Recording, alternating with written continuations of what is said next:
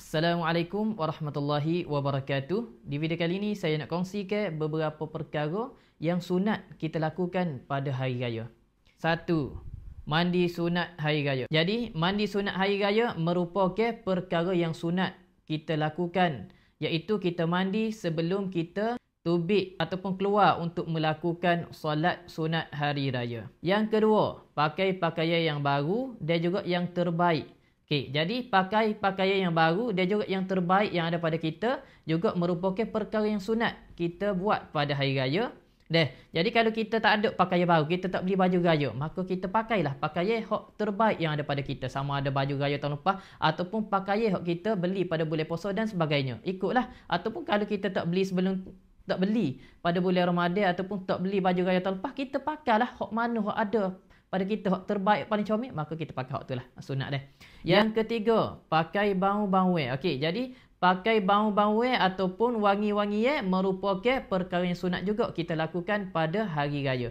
Jadi kalau boleh hari raya ni kita pakai perfume perfume yang kita duk beli pada bulan puasa saat ni, duk sungguh-sungguh duk beli dak, nak kejar peraduan dan sebagainya, maka kita pakailah pada hari raya supaya kita saat ni wangi bersih dengan pakaian baru.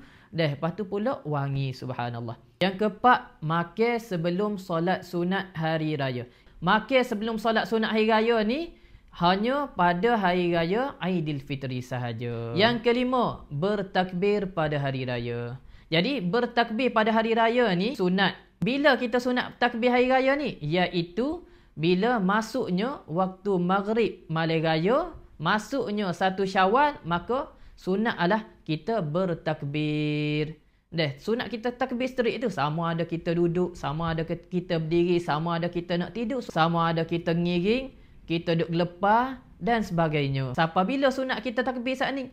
Siapa apabila tu email saat ni takbir semaya sunat hari raya, maka habislah waktu sunat takbir hari raya. Yang kena, pergi masjid, kut satu jalan, balik pula kut jalan lain.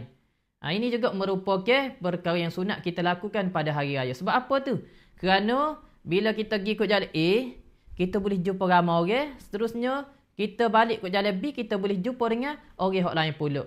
Untuk kita bersalam-salaman, untuk kita bermaaf-maafan. Yang ketujuh, banyak bersedekah. Jadi pada hari raya juga sunat kita untuk bersedekah. Ada sikit kita beri sikit, ada banyak kita beri banyak, subhanallah. Jadi inilah beberapa perkara yang sunat kita lakukan pada hari raya. Jadi janganlah kita lepaskan peluang, marilah sama-sama kita pakai amalkan sunnah-sunnah ni. Kerana hari raya bukanlah sekadar kita untuk beraya saja, tetapi juga peluang untuk kita meraihkan pahala dan keberkatan daripada Allah Subhanahu Wa Taala. Selamat hari raya, maaf zahir dan batin.